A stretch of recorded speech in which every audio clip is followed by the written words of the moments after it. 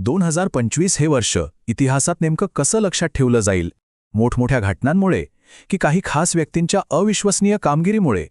खरं तर अनेकदा एखाद्या वर्षाची ओळख ही त्यातल्या सर्वोच्च प्रतिभेला मिळालेल्या सन्मानाने होत असते. चला तर मग आज आपण 2025 मधल्या याच काही खास क्षणांना आणि त्या खास व्यक्तींना भेटूया. आता हा प्रश्न खूप महत्त्वाचा आहे नाही का? म्हणजे जेव्हा आपण मागे वळून बघतो तेव्हा फक्त घटनांची एक यादी बघणं पुरेसं नसतं. त्या वर्षाचा खरा आत्मा कशात दडलेला आहे हे शोधणं महत्त्वाचं असतं. आणि याचं उत्तर मिळतं ते त्या वर्षातल्या सर्वोच्च कामगिरीमध्ये, मानवी बुद्धिमत्तेच्या आणि प्रतिभेच्या सर्वोच्च शिखरांमध्ये. कोणतंही वर्ष त्यामध्ये गौरविण्यात आलेल्या उत्कृष्टतेमुळेच तर अजरामर होतं. चला तर मग याच उत्कृष्टतेचा आढावा घेऊया. तर आजचा आपला प्रवास 4 टप्प्यांतून जाणार आहे. आपण सुरुवात करू जागतिक मंचावरून, त्यानंतर शब्दांच्या जादुई दुनियेत शिरू, मग कला आणि संस्कृतीच्या रंगमंचावर रेंगाळू आणि शेवटी विज्ञान आणि समाजकार्याच्या शिखरापर्यंत पोचू. चला सुरुवात करूया आपल्या पहिल्या भागापासून आणि भेटूया त्या चेहऱ्यांना ज्यांनी 2025 मध्ये जागतिक पटलावर भारताचं आणि आपापल्या देशाचं नाव मोठं केलं.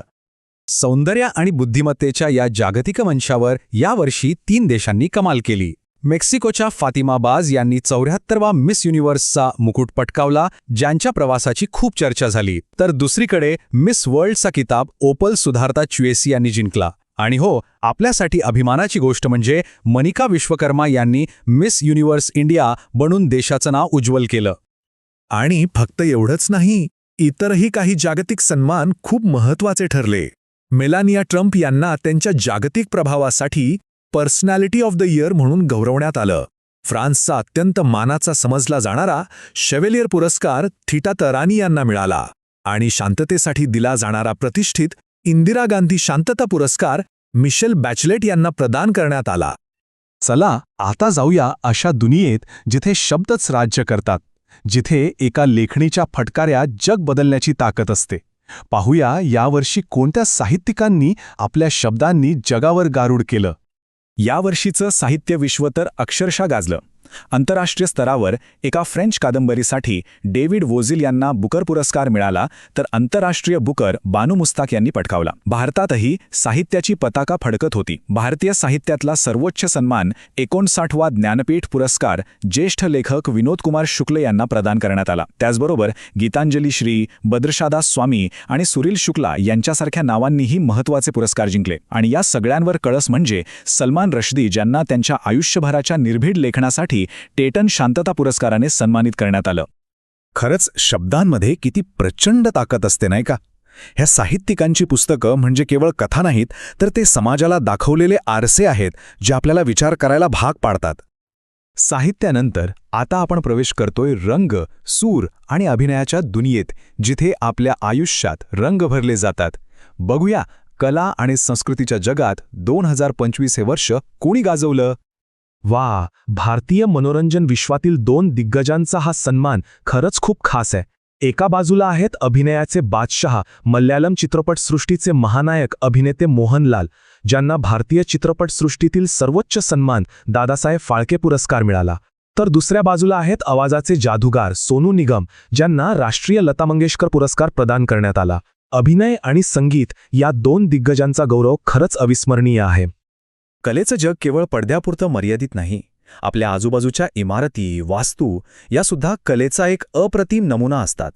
आणि या क्षेत्रातलं सर्वोच्च शिखर म्हणजे प्रित्झकर आर्किटेक्चर पुरस्कार, ज्याला वास्तुशास्त्रातील नोबेल असंही म्हटलं जातं. यावर्षी हा सर्वोच्च सन्मान लियू जियाकुन यांच्या दूरदृष्टीला आणि प्रतिभेला मिळाला आहे.